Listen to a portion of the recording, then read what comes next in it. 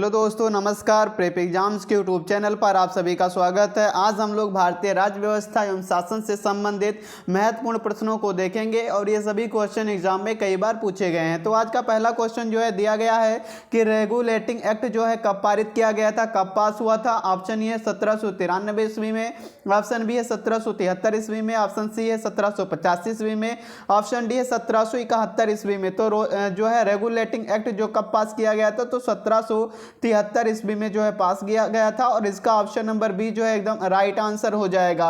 और ये जो है किसके द्वारा पास किया गया था, तो ब्रिटिश संसद के द्वारा जो है ब्रिटिश संसद के द्वारा ब्रिटिश ईस्ट इंडिया कंपनी के भारतीय क्षेत्रों मुख्यतः बंगाल के विनिमय के लिए जो इसको पारित किया गया था। और इसके समय ये क्वेश्चन पूछा जा सकता है, इसके समय जनरल गवर्नर कौन थे, तो वारेन हेस्टिंग थे। कौन थे? Warren Hasting. वारेन हेस्टिंग को जो है गवर्नर जो है बने थे। और ये कब? ब्रिटिश के गवर्नर ये 1774 में 1774 में जो है इनको बनाया गया था। तो ऑप्शन नंबर बी जो है एकदम राइट आंसर हो जाएगा। 1773 ईस्वी में जो है रेगुलेटिंग एक्ट को पास किया गया था। तो ऑप्शन नंबर बी एकदम राइट आंसर हो जाएगा। अगला क्वेश्चन जो है दूसरा दिया गया है कि 1773 का रेगुलेटिंग एक्ट अधिनियम जो है इसका पहला कदम क्या था जिसने ब्रिटेन की संसद को भारत पर विधि बनाने के अधिकार पर बल दिया या विधायिका को कार्यपालिका से अलग किया। यह ऑप्शन सी है न्यायपालिका को कार्यपालिका से अलग किया, कि ऑप्शन डी है विधि निर्माण का केंद्रीकरण किया। तो 1773 का रेगुलेटिंग एक्ट जो था इसका पहला जो कदम था वो ब्रिटेन की संसद को भारत पर विधि बनाने के अधिकार पर जो है बल दिया था। तो इसीलिए जो इसको पारित किया गया था। तो ऑप्शन जो ए इसका एकदम राइट आंसर सही उत्तर हो जाएगा।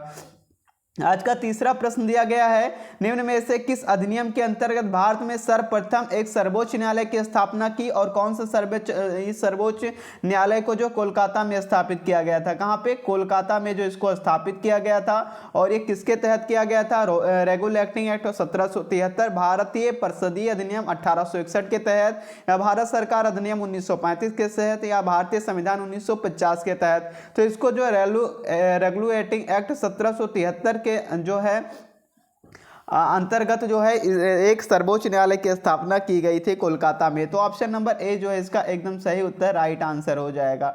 अगला क्वेश्चन दिया गया है, निम्नलिखित में से किस अधिनियम में कोलकाता में सर्वोच्च न्यायालय की स्थापना का प्रावधान किया गया। तो ये जो है रेगुलेटिंग एक्ट 1773 के तहत जो है किया गया था।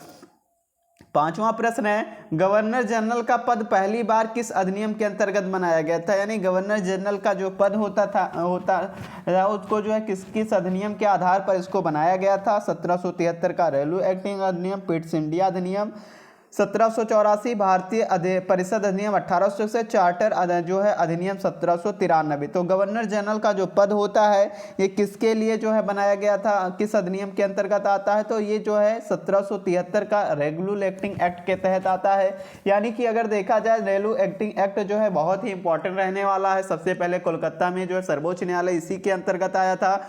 इसी के अंतर्गत जो है गवर्नर जनरल का पहली बार जो है इसी अधिनियम के अंतर्गत जो है बनाया गया था। तो ये सारी क्वेश्चन जो है इससे हम लोग जो है देख लिए हैं। अगला क्वेश्चन है, छठवां प्रश्न है, भारत का प्रथम ब्रिटिश गवर्नर जनरल कौन था। लॉर्ड कर्जन था, लॉर्ड वारेन हेस्टिंग था, लॉर्ड रिपन था, लॉर्ड कैनिंग था। तो भारत का प्रथम British governor general Lord Warren Hasting था। तो ऑप्शन नंबर वी जो है एकदम राइट आंसर हो गया। और 1774 में जो इनको बनाया गया था। तो ये भी याद रखेंगे। तो ऑप्शन नंबर बी जो एकदम राइट आंसर सही उत्तर हो जाएगा।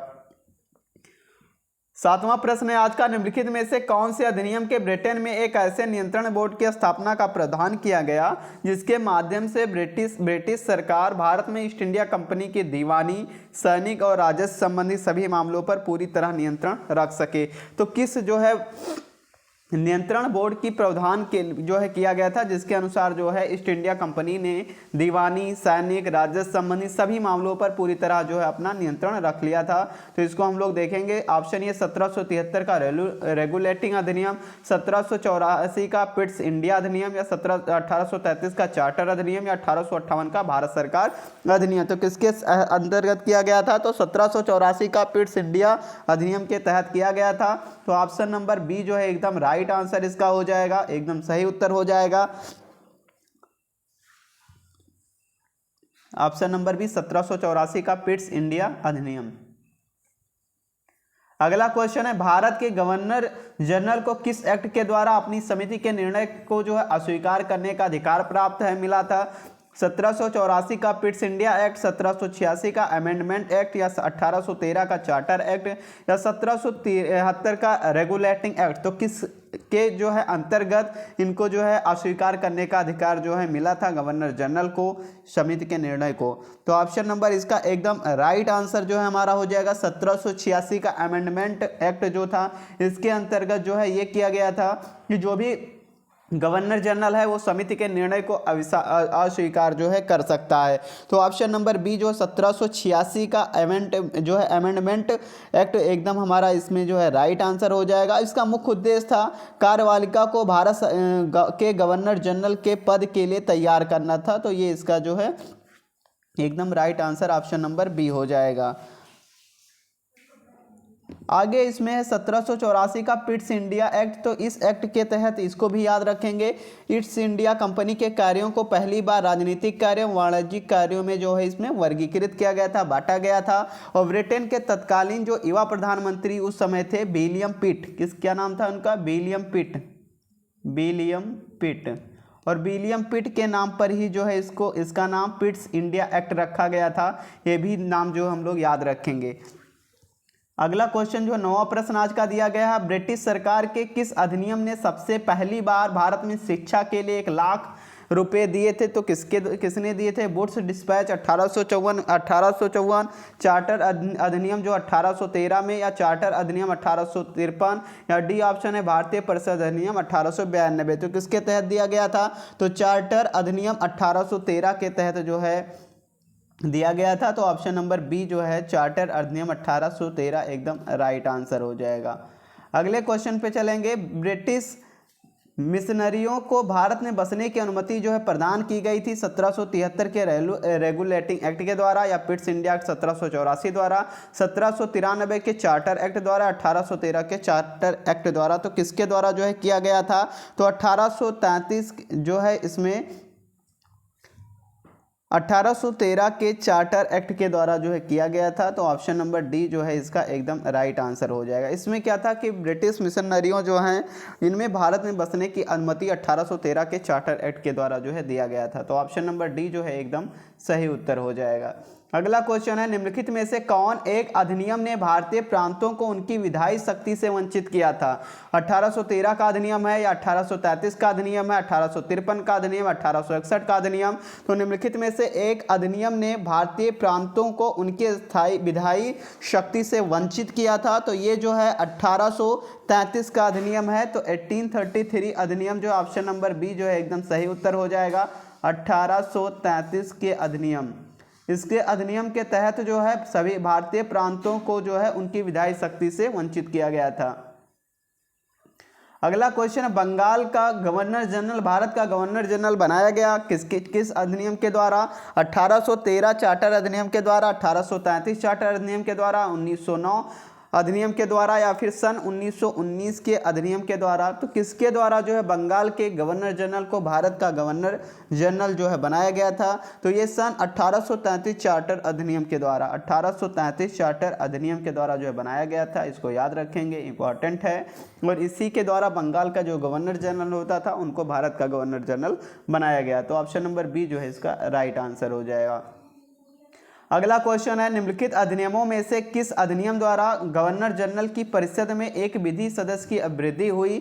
मॉन्टेग्यू चेम्सफोर्ड सुधार अधिनियम 1919, भारत सरकार अधिनियम 1935, भारत परिषद अधिनियम 1861, या फिर चार्टर अधिनियम 1833? तो किसके तहत जो है गवर्नर जनरल की परिषद में एक विधि सदस्य की वृद्धि यानी एक वृद्धि जो है एक सदस्य की वृद्धि की जाती थी? तो किस अधिनियम के तहत जो है की जाती थी? तो इसमें जो है चार्टर अधिनियम 1833 के तहत, किसके तहत? चार्टर अधिनियम 1833 के तहत जो है की जाती थी। तो ऑप्शन नंबर डी जो है एकदम सही उत्तर जो ऑप्शन नंबर डी हो जाएगा। अगला क्वेश्चन, कंपनी के व्यापारिक तथा राजनीतिक कार्यों को किस एक्ट के द्वारा अलग किया गया? 1833, 1831, 1861 या इनमें से कोई नहीं। तो 1833 अधिनियम के द्वारा जो है कंपनी के कार्यों को, जो व्यापारिक या राजनीतिक कारण है, इनको इस एक्ट के द्वारा अलग कर दिया जाता था। यानी व्यापारिक कारण अलग हो जाएंगे और राजनीतिक कार्य अलग हो जाएंगे, तो दोनों कार्यों को अलग कर दिया गया अधिनियम 1833 के द्वारा। अगले क्वेश्चन पे चलेंगे। किस अधिनियम के ने भारतवासियों को अपने देश के प्रशासन में कुछ हिस्सा लेना संभव बनाया था? Charter act 1833, charter act 1853, government of India act 1858 या इंडियन काउंसिल एक्ट 1861। तो किस अधिनियम के द्वारा भारतवासियों को अपने देश के प्रशासन में कुछ हिस्सा लेना जो है संभव बनाया गया था? तो ये चार्टर एक्ट 1833 के द्वारा, जो कि ऑप्शन नंबर ए जो है एकदम सही उत्तर हो जाएगा। तो ये भी जो है 1833 अधिनियम भी जो है मोस्ट इंपॉर्टेंट रहने वाला है, हर एक एग्जाम में पूछा जाता है। तो ऑप्शन ए जो है राइट आंसर हो जाएगा। अगला क्वेश्चन है, निम्न में से किस अधिनियम ने भारतीय प्रशासन में भागीदारी की नींव डाली थी? भारतीय परिषद अधिनियम 1909, रोलाक्ट एक्ट 1919, भारतीय परिषद अधिनियम 1892 या चार्टर एक्ट 1833। तो किसके तहत जो है किया गया था? तो इसमें चार्टर एक्ट 1833 जो है एकदम राइट आंसर हो जाएगा। इसी के तहत जो है भारतीय प्रशासन में जो है भागीदारी की नींव डाली गई थी अधिनियम 1833 के अनुसार। अंग्रेजी शिक्षा अधिनियम 1835 किस आयोग की रिपोर्ट थी? वुड्स डिस्पैच, मैकाले का, थॉमस बेबिंगटन का, हेनरी कोलब्रुथ का? तो ये मैकाले का जो है, लॉर्ड मैकाले की जो है आयोग की रिपोर्ट थी। तो ऑप्शन नंबर बी जो है इसका एकदम राइट सही उत्तर हो जाएगा। 18वां प्रश्न है आज का, महारानी विक्टोरिया को भारत की सामग्री नियुक्त किया गया था? तो सामग्री कब किया गया था? 1858 ईस्वी में, 1875 में, 1866 में, 1885 ईस्वी में। तो महारानी विक्टोरिया को भारत की सामग्री नियुक्त कब किया गया था, ये क्वेश्चन पूछा गया है। तो ये 1858 में किया गया था, 1858 जो ईस्वी में जो है किया गया था। तो ऑप्शन नंबर बी जो है ए जो है इसका एकदम राइट आंसर हो जाएगा, 1858। अगला क्वेश्चन दिया गया, सामग्री विक्टोरिया ने 1858 की घोषणा में भारतीयों को बहुत सी चीजें दिए जाने का आश्वासन दिया था। आश्वासन में से कौन सा ब्रिटिश शासन ने जो है पूरा किया था? तो भारतीयों के सामाजिक व धार्मिक विश्वासों में कोई हस्तक्षेप नहीं करेगा, देसी रजवाड़ों की यथास्थिति बनाई रखी जाएगी, भारतीय व यूरोपीय सभी प्रजा को जो है समान व्यवहार मिलेगा, रियासतों को हड़पने की नीति समाप्त की जाएगी। तो इसमें देसी रजवाड़ों की जो है यथास्थिति बनाई रखी जाएगी। तो ये जो है किया था, ऑप्शन नंबर बी जो है इसका एकदम सही उत्तर हो जाएगा। अगला क्वेश्चन है, निम्नलिखित में से भारतीय स्वतंत्रताओं का अधिकार पत्र किसे कहा जाता है? Regulating act 1773, Pitt's India act 1784, charter act 1813 या महारानी विक्टोरिया की घोषणा 1858। तो भारतीय स्वतंत्रताओं का अधिकार जो है महारानी की घोषणा 1858 के तहत जो अधिकार प्राप्त था। तो ऑप्शन नंबर जो है अधिकार पत्र जो है किसे कहा गया है? तो महारानी विक्टोरिया 1858 को कहा गया। तो ऑप्शन नंबर डी जो है एकदम राइट आंसर हो जाएगा। अगला क्वेश्चन है, निम्न में से किस अधिनियम द्वारा ब्रिटिश ताज ने भारतीय प्रशासन को अपने हाथों में लिया था? ऑप्शन ए 1773 के अधिनियम द्वारा, 1853 के अधिनियम के द्वारा, 1858 के अधिनियम के द्वारा, 1861 के अधिनियम के द्वारा। किस अधिनियम के द्वारा जो ब्रिटिश ताज ने भारतीय प्रशासन को अपने हाथों में ले लिया था? तो ये जो है किसके द्वारा था? तो ये 1858 के अधिनियम के द्वारा था। किस अधिनियम के द्वारा? 1858 अधिनियम के द्वारा जो है ये किया गया था। तो ऑप्शन नंबर सी जो है इसका एकदम सही उत्तर करेक्ट आंसर हो जाएगा। 22वां प्रश्न है आज का, ब्रिटिश संसद के किस अधिनियम ने ईस्ट इंडिया कंपनी की शक्तियों को ब्रिटिश राज में स्थानांतरित कर दिया था? चार्टर अधिनियम 1818, चार्टर अधिनियम जो 1835 या चार्टर अधिनियम 1853 या ऑप्शन डी है भारत सरकार अधिनियम 1858। तो ब्रिटिश संसद के किस अधिनियम ने ईस्ट इंडिया जो कंपनी थी उसकी शक्तियों के ब्रिटिश राज में जो है स्थानांतरित किया था? किस अधिनियम के द्वारा किया गया था? तो उस अधिनियम का जो है भारत सरकार अधिनियम 1858 के तहत, भारत सरकार अधिनियम 1858 के अनुसार जो है किया गया था। तो ऑप्शन नंबर डी जो है एकदम सही उत्तर हो जाएगा। अगला क्वेश्चन है, भारत में सचिव का पद किसके द्वारा निर्मित किया गया था? कार्ले मार्ले मिंटो सुधार 1919, भारत सरकार अधिनियम 1858, भारतीय परिषद अधिनियम 1861 या मॉन्टेग्यू चेम्सफोर्ड सुधार। तो भारत में सचिव का पद जो है किसके द्वारा नामित किया गया था? मोस्ट इंपॉर्टेंट क्वेश्चन है ये। तो ये भारत सरकार अधिनियम 1858 के तहत जो है किया गया था। तो ऑप्शन नंबर बी जो है इसका राइट आंसर रहने वाला है। अगले क्वेश्चन पे चलेंगे। निम्नलिखित में से किस अधिनियम द्वारा भारत के गवर्नर जनरल को अध्यादेश जारी करने की शक्ति प्रदान की गई? भारतीय परिषद अधिनियम 1909, भारतीय परिषद अधिनियम 1861, ऑप्शन सी है चार्टर एक्ट 1833 या ऑप्शन डी है भारतीय परिषद अधिनियम 1892 तो किस अधिनियम के द्वारा भारत के जो गवर्नर जनरल को अध्यादेश जारी करने की शक्ति प्रदान की गई थी, यानी वो भारत के जो गवर्नर जनरल रहेंगे वो अध्यादेश को जारी कर सकेंगे। इसकी शक्ति जो है किस अधिनियम के तहत दी गई थी? तो इसकी शक्ति जो है भारतीय परिषद अधिनियम 1861 के तहत दी गई थी। भारतीय परिषद अधिनियम 1861 के तहत जो है दी गई थी। ऑप्शन नंबर 20 का राइट आंसर हो जाएगा। अगला क्वेश्चन है, 1861 के अधिनियम की प्रमुख विशेषता क्या थी? गवर्नर जनरल को आवश्यकता पड़ने पर अध्यादेश जारी करने का अधिकार दिया गया, या प्रांतों को स्थानीय विषयों के संबंध में कानून निर्माण का अधिकार दिया गया, उत्तरदायी शासन की व्यवस्था की गई, या ऑप्शन डी है उपरोक्त सभी सत्य हैं। तो 1861 के अधिनियम की प्रमुख विशेषता क्या थी? तो प्रमुख विशेषता थी कि गवर्नर जनरल को आवश्यकता पड़ने पर अध्यादेश जो है जारी करने का अधिकार दिया गया था। तो ये जो है एक प्रमुख विशेषता थी 1861 के अधिनियम की। तो ऑप्शन नंबर ए इसका एकदम सही उत्तर हो जाएगा। अगला क्वेश्चन है, कथन दिया गया ए है, इंडियन काउंसिल अधिनियम 1861 ने भारत के शासन में लोकप्रिय तत्व को समाविष्ट किया। इसका कारण गवर्नर जनरल की कार्यकारी परिषदीय लेजिस्लेटिव काउंसिल के रूप में काम करने पर उन गैर सरकारी सदस्यों को शामिल करती थी जिन्हें व्यापारिक संघ और प्रांतीय विधान परिषदें जो है मनोनीत करती थी। तो इसका कथन और कारण जो है कौन सा सही है? तो इनका ऑप्शन जो है ऑप्शन ये सी ऑप्शन राइट हो जाएगा। ये जो है सही है, किंतु आर जो है इसका गलत दिया गया है। तो ऑप्शन नंबर सी एकदम इसका राइट आंसर हो जाएगा। अगले क्वेश्चन पे चलेंगे। निम्नांकित में से किस अधिनियम द्वारा भारत में प्रतिनिधि संस्थाएं जो है प्रथम बार प्रारंभ हुई थी? चार्टर अधिनियम 1853, भारत सरकार अधिनियम 1858, भारत परिषद अधिनियम 1861 या भारत परिषद अधिनियम 1892। तो किसके तहत जो है की गई थी?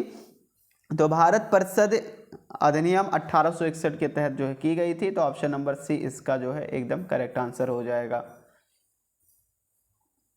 अगला प्रश्न है 28वां प्रश्न है आज का। भारत में प्रतिनिधि सरकार की बुनियादी डाली थी। ऑप्शन ए 1909 के सुधार अधिनियम ने, या 1861 के भारतीय परिषद अधिनियम ने, ऑप्शन सी 1892 के भारतीय परिषद अधिनियम ने, ऑप्शन डी है 1935 के भारत सरकार जो है के अधिनियम ने। तो किसके द्वारा जो है भारत में प्रतिनिधि सरकार की बुनियाद डाली गई थी? तो ये जो है 1861 के तहत जो है डाली गई थी। 1861 के तहत डाली गई थी। तो आंसर नंबर जो है ऑप्शन नंबर बी इसका एकदम राइट आंसर हो जाएगा। यानी भारत में प्रतिनिधि सरकार की बुनियाद जो है डाली गई थी 1861 के भारतीय अधिनियम के तहत। अगला क्वेश्चन है, गवर्नर जनरल ने परिषद में वृद्धि करके पहली बार एक अलग विधायी मशीनरी निर्मित की गई। ये किस अधिनियम के तहत की गई थी? ऑप्शन ए है भारत परिषद अधिनियम 1861 द्वारा, चार्टर अधिनियम 1853 द्वारा, सुधार अधिनियम 1919 द्वारा, या भारत परिषद अधिनियम 1892 के द्वारा। तो गवर्नर जनरल परिषद में वृद्धि करके पहली बार एक अलग विधायी मशीनरी जो है निर्मित की गई थी। ये किस अधिनियम के द्वारा की गई थी? तो ये जो है भारत परिषद अधिनियम 1861 के तहत जो है की गई थी। तो ऑप्शन नंबर ए इसका भी जो है एकदम करेक्ट आंसर हो जाएगा।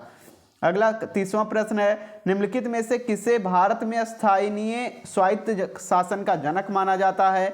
लॉर्ड डलहौजी को, लॉर्ड कैनिंग को, लॉर्ड कर्जन को, लॉर्ड रिपन को। मोस्ट इंपॉर्टेंट क्वेश्चन है। तो लॉर्ड रिपन को जो है माना जाता है। लॉर्ड रिपन को भारत में स्वायत्त शासन का जनक माना जाता है। तो ऑप्शन नंबर डी इसका राइट आंसर हो जाएगा। अगला क्वेश्चन है, इल्बर्ट विल विवाद का संबंध किस वायसराय से? डलहौजी से, कैनिंग से, रिपन से, कर्जन से। तो ये भी जो है रिपन से है। और इल्बर्ट विल जो है किससे विवाद जो था वो लॉर्ड रिपन से जो है संबंधित था। तो ऑप्शन नंबर सी इसका करेक्ट आंसर हो जाएगा। अगला क्वेश्चन है वर्नाकुलर प्रेस अधिनियम वर्ष 1878 को किस गवर्नर जनरल के द्वारा रद्द किया गया था? Ripon, Canning, Curzon, Dalhousie. तो ये भी जो है रिपन के द्वारा इस अधिनियम को रद्द कर दिया गया था। 1878 का जो है अधिनियम जो था, जिसका नाम था वर्नाकुलर प्रेस अधिनियम, इसको लॉर्ड रिपन ने जो है रद्द कर दिया था। तो ऑप्शन नंबर ए जो है एकदम करेक्ट आंसर हो जाएगा। अगला क्वेश्चन, एचिसन कमीशन 1886 को सुधारों की सिफारिशें प्रयुक्त करने के लिए नियुक्त किया गया था। ऑप्शन ये है भारतीय न्यायिक प्रणाली, ऑप्शन बी भारतीय नागरिक सेवाएं, सशस्त्र बल, रियासतों का प्रशासन। तो किसके तहत किया गया था? तो ये जो है भारतीय नागरिक सेवाएं। तो ऑप्शन नंबर बी जो है इसका राइट आंसर हो जाएगा। और इसमें एचिसन कमीशन 1886 में सुधार की सिफारिश करने के लिए भारतीय नागरिक सेवाओं को नियुक्त किया गया था। तो ऑप्शन नंबर बी इसका राइट आंसर हो जाएगा। भारत की शासन व्यवस्था में पहली बार प्रतिनिधि में लोकप्रिय तत्व को समाविष्ट करने का प्रयास किस माध्यम से किया गया था? 1861 का भारतीय परिषद अधिनियम, 1892 का भारतीय परिषद अधिनियम, 1909 का भारतीय परिषद अधिनियम या 1919 का भारत सरकार अधिनियम। तो किस अधिनियम के तहत लोकप्रिय शासन को समाविष्ट करने का जो है प्रयास किया गया था? तो ऑप्शन नंबर जो है 1892 का भारतीय परिषद अधिनियम एकदम राइट आंसर हो जाएगा। ऑप्शन नंबर बी जो है इसका सही उत्तर हो जाएगा, 1892 का भारतीय परिषद अधिनियम। अगला क्वेश्चन है अप्रत्यक्ष चुनाव प्रणाली का प्रारंभ किस अधिनियम के तहत माना जाता है? 1813 का चार्टर अधिनियम, 1833 का चार्टर अधिनियम, 1853 का अधिनियम, 1892 का भारतीय परिषद अधिनियम। तो जो अप्रत्यक्ष चुनाव प्रणाली का जो है प्रारंभ ये माना जाता है 1892 का भारत परिषदीय अधिनियम, 1892। ऑप्शन नंबर डी जो है एकदम करेक्ट आंसर हो जाएगा।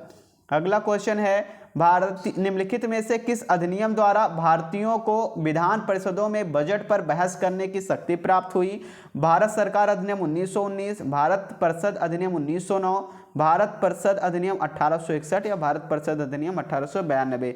तो किस अधिनियम के तहत भारतीयों को विधान परिषदों में बजट पर बहस करने की शक्ति प्रदान की गई थी? तो ये शक्ति भारत परिषद अधिनियम 1892 के तहत जो है की गई थी, 1892 के तहत। तो ये भी इसका जो है करेक्ट आंसर हो जाएगा। निम्नलिखित युग्मों में से कौन सा एक सही सुमेलित है? इंडियन काउंसिल एक्ट 1892 निर्वाचन का सिद्धांत, इंडियन काउंसिलिंग एक्ट 1909 उत्तरदायी का सिद्धांत, गवर्नमेंट ऑफ इंडिया एक्ट 1919 प्रांतीय जो है स्वायत्ता, या गवर्नमेंट ऑफ इंडिया एक्ट 1935 राज्यों में द्वैध शासन। तो कौन सा एक जो है इसमें राइट है, बाकी तीन जो है गलत हैं। तो इनमें जो है इंडियन काउंसिल एक्ट 1892 के द्वारा निर्वाचन का सिद्धांत जो है दिया गया था। तो ऑप्शन नंबर ए इसका करेक्ट आंसर हो जाएगा। 38वां प्रश्न है आज का, मार्ले मिंटो सुधार किस वर्ष पारित हुआ था? 1917, 1902, 1909, 1912। तो ये 1909 में जो है मार्ले मिंटो सुधार जो है पारित हुआ था। ऑप्शन नंबर सी इसका करेक्ट आंसर हो जाएगा। अगला क्वेश्चन है 1909 के इंडियन काउंसिल एक्ट में किस बात की व्यवस्था की गई थी? संघीय व्यवस्था, द्वैध शासन प्रणाली, प्रांतीय व्यवस्था, सांप्रदायिक प्रतिनिधित्व। तो किसकी व्यवस्था की गई थी? सांप्रदायिक प्रतिनिधित्व की जो है व्यवस्था की गई थी। तो ऑप्शन नंबर डी इसका करेक्ट आंसर हो जाएगा। अगला क्वेश्चन दिया है मिंटो मार्ले सुधार का अधिनियम क्या था? पृथक निर्वाचन प्रणाली, पूर्ण स्वतंत्रता देना, युद्ध में सहयोग हेतु तैयार करना, ये भारतीयों की भागीदारी को बढ़ाना। तो क्या था? तो मार्ले मिंटो सुधार अधिनियम जो है पृथक निर्वाचन प्रणाली पर आधारित था। तो ऑप्शन नंबर ए इसका एकदम करेक्ट आंसर हो जाएगा, पृथक निर्वाचन प्रणाली। अगला क्वेश्चन है मार्ले मिंटो सुधार अधिनियम 1909 का प्रमुख प्रावधान नहीं था? विधान परिषद के आकार में वृद्धि, केंद्रीय विधान परिषदों में सरकारी बहुमत, सांप्रदायिक पृथक निर्वाचन पद्धति, केंद्रीय विधान परिषद में निर्वाचित सदस्य। तो कौन सा इसमें एक सही नहीं है? तो इसमें केंद्रीय विधान परिषद जो है में निर्वाचन सदस्य जो है सही नहीं, बाकी तीनों जो है सही हैं। तो ऑप्शन नंबर डी जो इसका एकदम correct answer option number D हो जाएगा। अगले क्वेश्चन पे चलेंगे। अगला प्रश्न है निम्नलिखित में से उदारवादियों की कौन सी एक मांग मार्ले मिंटो सुधार में जो स्वीकार की गई थी? भारत के डोमिनियन स्टेट्स, उत्तरदायी सरकार का प्रारंभ, परिषदों के आकार का विस्तार या स्वराज का विचार। तो इनमें से कौन सी एक मांग थी जिसे मार्ले मिंटो सुधार में स्वीकार की गई थी? तो इसमें परिषदों के आकार का जो है विस्तार करना। तो ऑप्शन नंबर सी जो है एकदम सही उत्तर हो जाएगा, इसको जो है स्वीकार किया गया था। तो ऑप्शन नंबर सी इसका करेक्ट आंसर हो जाएगा।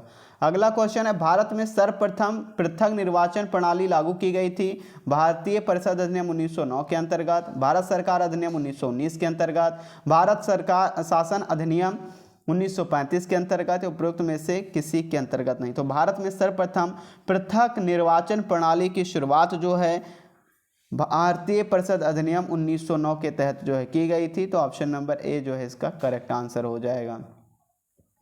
अगला क्वेश्चन है, निम्नलिखित में से किस एक्ट ने मुसलमानों के लिए अलग मतदाताओं की पेशकश की थी? 1892 एक्ट, 1919, 1919 संशोधन, 1935 का भारत सरकार एक्ट। तो किसके द्वारा किया गया था? तो ये जो है एक्ट ऑफ 1909 यानी 1909 के तहत जो है किया गया, 1909 के तहत किया गया था। ऑप्शन नंबर बी इसका करेक्ट आंसर है। अगला क्वेश्चन दिया गया है, सांप्रदायिक निर्वाचन वर्ग भारत में पहली बार किस वर्ग में आरंभ किया गया था? 1919 में, 1935 में, 1906 में या फिर 1909 में? कब किया गया था? तो ये जो है 1909 में किया गया था। सांप्रदायिक निर्वाचन वर्ग में भारत में पहली बार जो है 1909 में जो है आरंभ किया गया था। तो ऑप्शन नंबर डी इसका राइट आंसर हो जाएगा। अगला क्वेश्चन है, निम्नलिखित में से किस अधिनियम के अंतर्गत अंग्रेजों ने भारत में पहली बार सांप्रदायिक निर्वाचन मंडल जो है प्रणाली की शुरुआत की थी? भारत सरकार अधिनियम 1909, भारत सरकार अधिनियम 1919, भारतीय परिषदीय अधिनियम 1861 या भारतीय परिषद अधिनियम 1862। तो किसके तहत किया गया था? तो भारत सरकार अधिनियम 1909 के तहत अंग्रेजों ने भारत में पहली बार सांप्रदायिक निर्वाचन मंडल प्रणाली की शुरुआत जो है की थी। तो ऑप्शन इसका एकदम राइट आंसर हो जाएगा। Thanks for watching. जो लोग पहली बार हमारे यूट्यूब चैनल से जुड़े, सब्सक्राइब करके बेल आइकन को प्रेस कर दें, जिससे आने वाली लेटेस्ट वीडियो आप तक पहुंच सके।